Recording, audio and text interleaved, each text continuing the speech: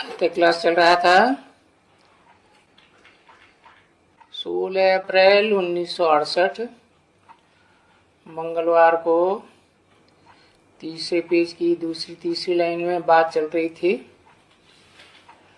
तो भक्ति मार्ग में तो गाते हैं, कीर्तन करते रहते हैं, पतित पावन आओ रघुपति राघव राजा राम। अब उनकी बुद्धि में तो कुछ बैठता ही नहीं है, वो तो त्रेता वाले राम समझ लेते हैं। और वो तो कोई जो होंगे पतित पावन तो ब्रह्म को भी कह देंगे कि ब्रह्मा ही पतितों को पावन बनाने वाला है। और ऐसे भी तो होते हैं जो ब्रह्म को याद करते हैं, ब्रह्म को भगवान समझते हैं। ब्रह्म तो तत्व है।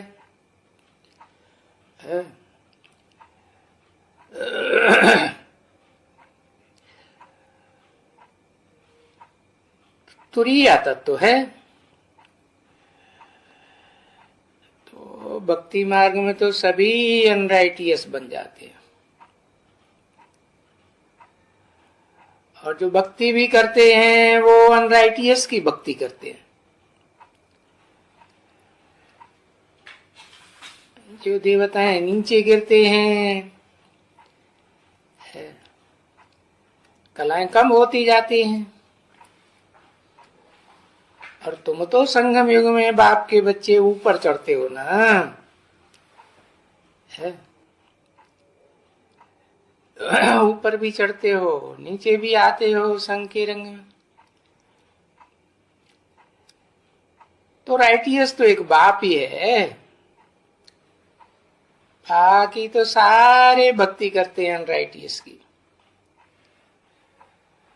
कोई भूत प्रेतों की भक्ति करते हैं, कोई देवताओं की भक्ति करते हैं, कम कलाओं के देवताओं की भक्ति। कलाबद्ध है, 16 कला संपूर्ण कलाबद्ध हुआ ना, तो उनकी भक्ति करते हैं।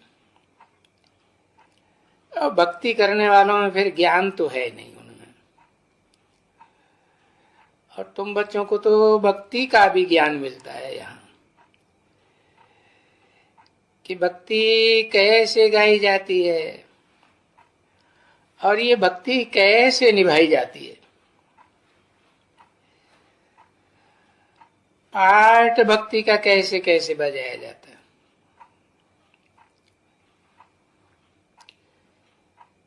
बाप तो बता दिया तुम्हें, भगत बड़े ठगत।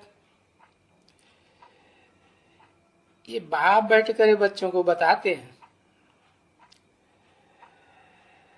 नहीं तो ये सब बातें तुम बच्चों को कभी नहीं मालूम होती कि भक्ति कितना समय चलती है और ज्ञान कितना समय चलता है। अभी तो तुम जान गए हो भक्ति 2500 साल चलती है, और ज्ञान का सार भी 2500 साल चलता है।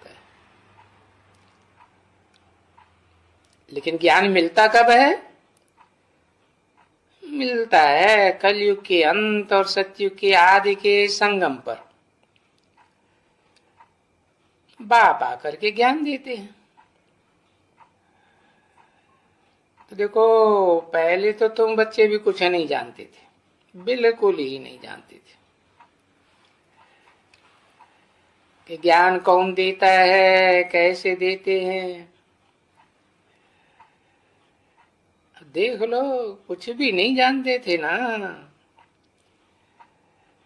तो ये बात अपने दिल पर रखनी होती है कि आगे तो हम कुछ नहीं जानते थे, और जो कुछ भी जानते थे तो ऐसे कहेंगे तुच्छ बुद्धि थी। जो शास्त्रों की बातें ही जानते थे, अनेक मनुष्यों के लिखे हुए, ऋषि मुनियों के लिखे हुए शास्त्रों का ज्ञान। पहले ये थोड़े जानते थे कि ज्ञान एक से आता है। तो फिर तुच्छ बुद्धि किसकी कहेंगे? अनेकों की कहेंगे तुच्छ बुद्धि और एक बाप की कहेंगे स्वच्छ बुद्धि। ऐसे तो कहते हैं जानवरों की भी बुद्धि है, परंतु ये मनुष्य तो फिर जानवरों से भी बदतर हैं। और वो मनुष्य हो कर करके तुच्छ बुद्धि हो गए। तो मनुष्य की तो बड़ी स्वच्छ बुद्धि होती है। देखो देवताएं कैसे बनते हैं, बनते हैं ना, ये भी तो मनुष्य करेंगे ना। दैवी गुण धारण करेंगे, इनमें दैवी गुण हैं, तो ये दैवी गुण भी सिखलाने का, समझाने का, धारण कराने का। हाँ, किसको ये गुण चाहिए है वो सिलेक्ट करना, और बुद्धि कैसी चाहिए और कैसे चाहिए, सो भी तो बाप आकर के समझाते हैं ना। मनुष्य तो कह भी नहीं सकते हैं, भले मुख से कह देते हैं। ये तो जैसे देवी देवता जैसे बात करते हैं, ये तो जैसे देवता है। तो कोई देवता होता थोड़े ही है, टैली करते हैं। कोई को बिल्कुल अच्छा रिलीजियस देखेंगे तो कहेंगे ये तो जैसे देवता है, परंतु यहाँ इस दुनिया में तो कोई भी साधु संत महात्मा देवात्मा तो हो ही नहीं सकते। देवता का अर्थ ही बताई दिया, देने वाला, मनसा से देने वाला, वाचा से देने वाला है, कर्मेंद्रियों से भी देने वाला।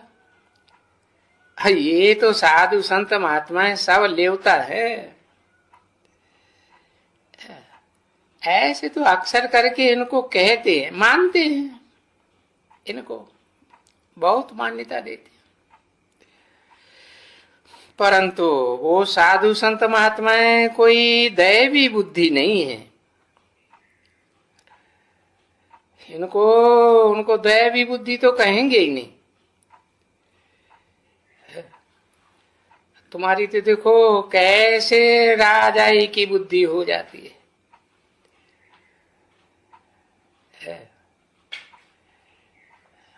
आधीनता सारी बुद्धि में से निकल जाती है। और ये जो जब भी देवताएं बनते हैं तो बस तुम तो राजा रानी बनते हो, और वो प्रजा भी तो होती है ना। तो एक राजधानी, एक राजा, एक रानी और ढेर सारी प्रजा। तो इस राजधानी के वो जैसे हैं वैसे हैं, और वो कैसे स्थापन होती है। नई दुनिया की राजधानी वो तो कोई भी नहीं जानते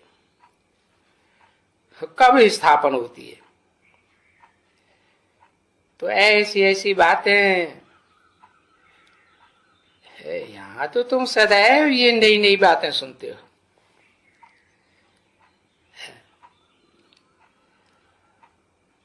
उस समय में नई बातें सुनते हैं क्या भक्ति मार्ग में,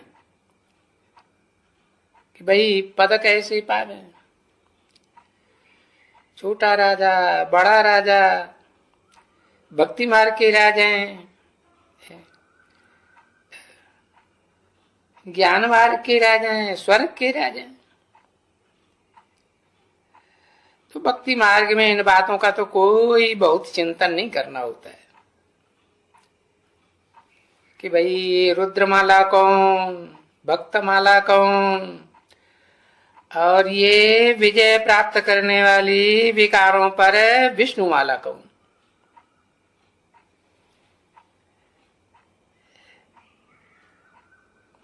जो विकारों पर विजय प्राप्त करने वाली माला है,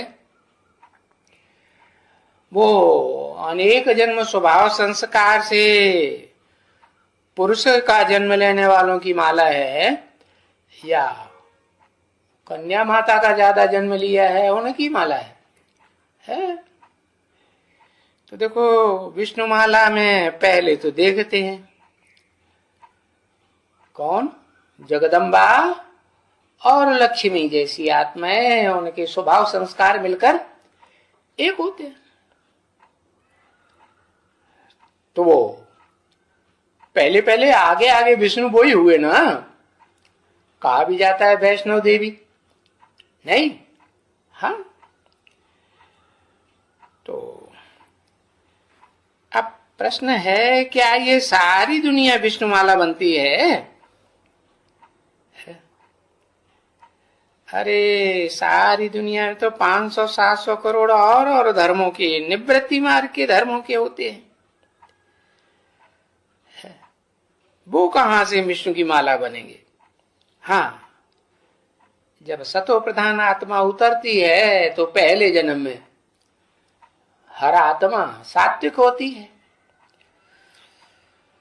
तो हाँ, ऊंचे थे ऊंचे जो ये एक होते हैं, है ये आदि लक्ष्मी आदि नारायण, कहेंगे उनकी ये सारी माला हुई है। दो है ना, तो माला तो संगठन की निशानी है। पहले तो स्त्री और पुरुष दोनों के संस्कार मिलकर के एक हो जाए, संगठित हो जाए, और पीछे रुद्र ऊपर में,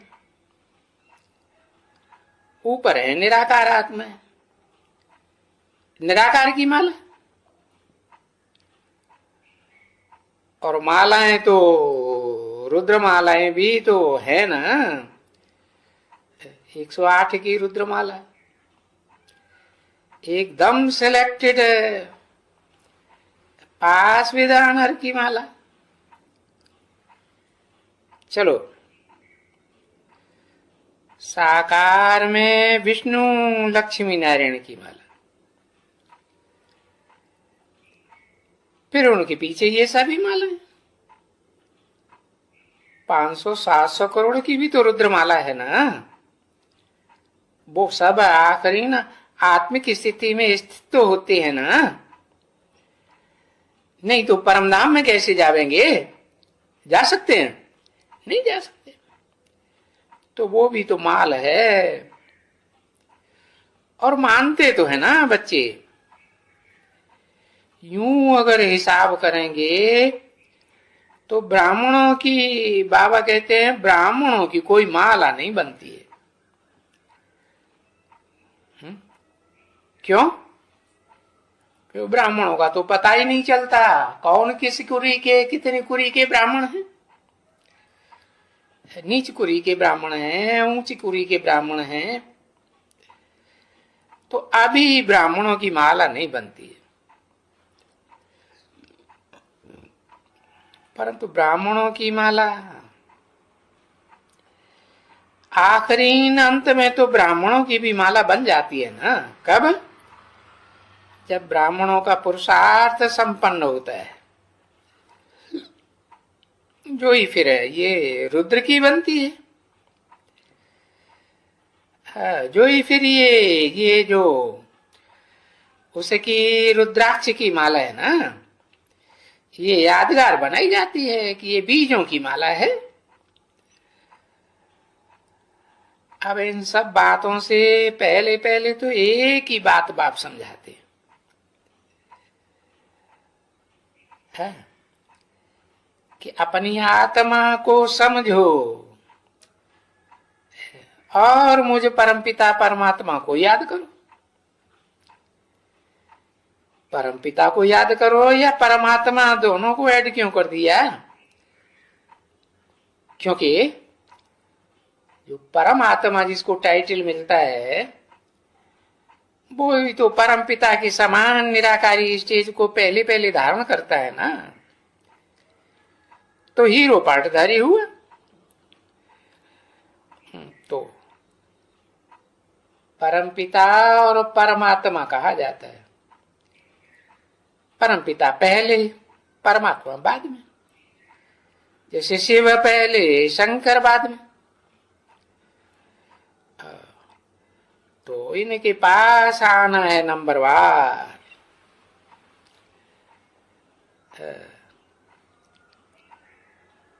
किनके पास?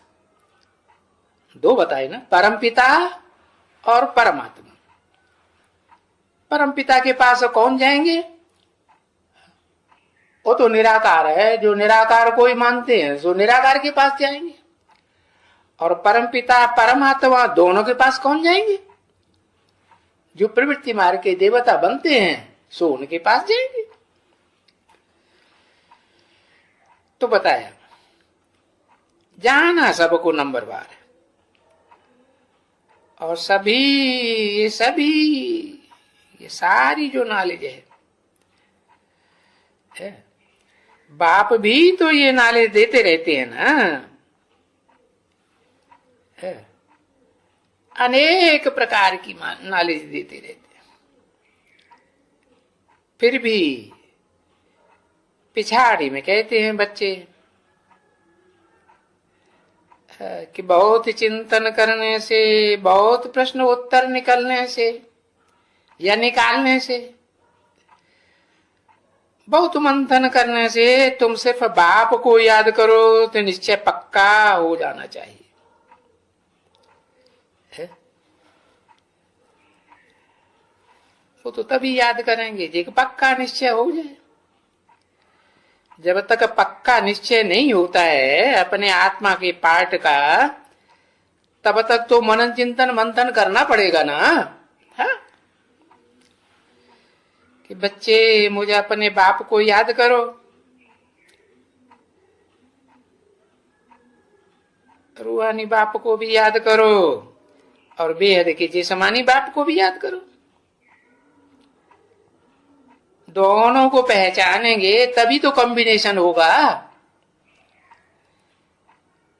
क्योंकि बाप तो प्रवृत्ति मार्ग राके आके स्थापन करते हैं। है? तो बाप है पुरुष रूप आत्मा, और जिसमें प्रवेश करते हैं वो पुरुष भी आखिरी में बनता है। आत्मा पक्का बनता है कि नहीं है? और उससे पहले देहभान में है कि नहीं? तो देह तो 5 तत्वों की। तो क्या कहेंगे? देहभान में रहने वाली है? सीता हुई कि नहीं है? नहीं हुई। जब तक देहभान में है तो देह के बंधन में। तो बताया अपने बाप को याद करो, क्योंकि तुम्हारा मूल है ही यही। क्या बुलाते रहे भक्ति मार्ग में? पतित पावन आओ हमको पावन बनाओ। हे बाबा। अब बाबा जब कहते हैं तो सिर्फ निराकार को याद करेंगे क्या? बाबा ने तो बता दिया निराकार और साकार के मेल को बाबा कहा जाता है। तो पतित सारी दुनिया हो गई ना बच्चे। तो बोलते हैं कि सारी दुनिया को पावन बनाओ। है ऐसे नहीं कि सिर्फ थोड़े देवात्माओं को ही पावन बनाओ। अभी पावन बनेंगी तो शांत बनेंगी ना, आत्मिक स्थिति में आ जाएंगी। परंतु ये ऐसे सब तो नहीं हो सकते। तो पावन कौन कौन बन सकती है? क्योंकि बच्चे ये हिसाब करेंगे तो मूल वतन में भी आत्माएं पावन तो होती है, सुखधाम में भी पावन बनते हैं, शांति धाम में भी पावन। समझा ना? तो मूल बात है ही पावन बन बन करके वहां चले जाना। हाँ, कैसे पावन बन बन के? है? कुछ तो देह के 5 तत्वों से पावन नहीं बनेंगे। वो कितने बनते हैं? है? वो तो बीज रूप आत्माएं है ना, जिनके 5 तत्व भी देह के पावन बनते हैं ना। कब? इसी दुनिया में, इसी जन्म में, इसी शरीर से। तो जो फिर आए करके पावन बनते हैं देवताएं। 16 अप्रैल 1968 की प्रातः क्लास का 4था पेज। तो गोया जैसे कि पावन दुनिया स्थापन हो रही है। हाँ, तो ये बाप कहते हैं ना, ये है एक ही ड्रामा, और ये सारा ड्रामा तुम बच्चों के ऊपर है। बच्चों के ऊपर सारा मदार है। तो जो तुम बच्चों को मुख्य बात समझनी है, और वो मुख्य बात नहीं समझेंगे तो फिर बहुत प्रश्न उठ करते होते हैं। है? तो कोई कहेंगे क्रिश्चियन क्यों नहीं है? उनको पहले ज्ञान क्यों नहीं मिलता, बाबा का ज्ञान है? अथवा फलाने धर्म वालों को क्यों नहीं मिलता?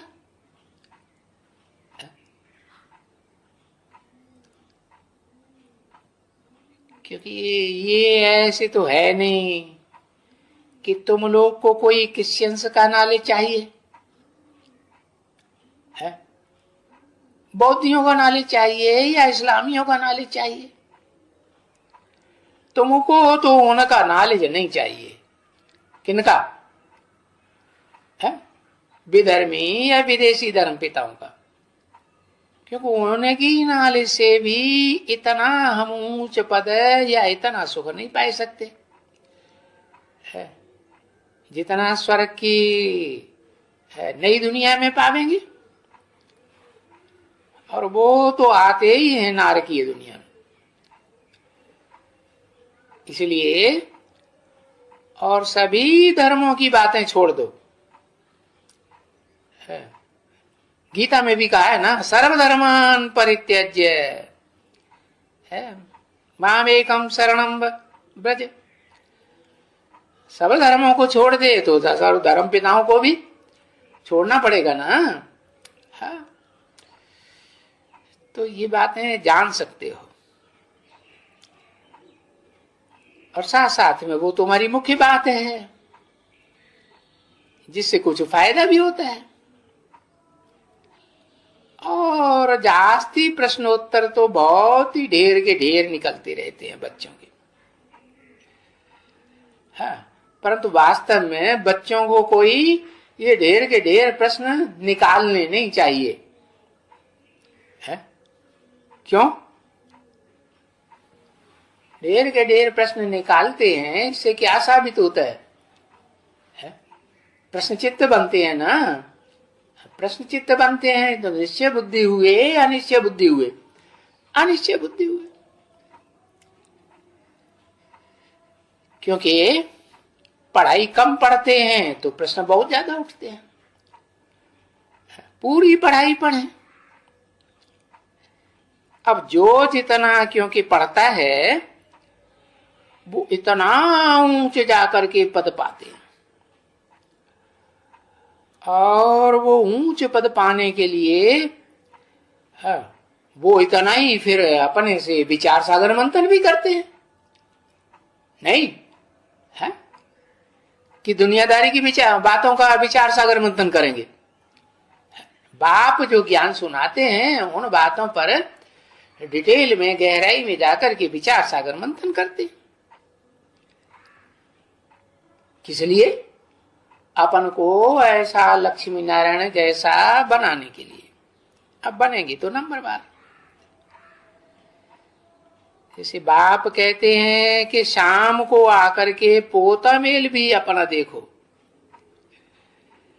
कि सारे दिन में हमने कोई भूल तो नहीं की है? मनसा के संकल्पों की, वाचा में वाणी की, या कर्मेंद्रियों से कर्म की। जैसे बाबा ने कल भी समझाया था,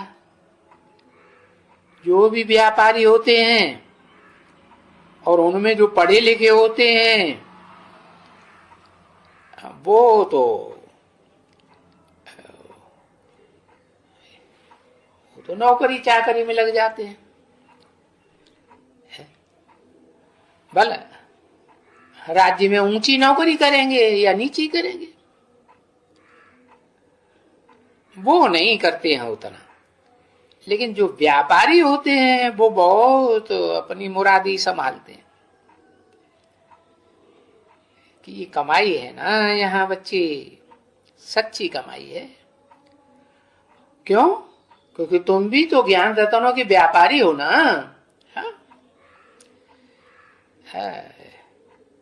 इन ज्ञान रतनों से ही तुम्हारी बुद्धि पवित्र बनती है।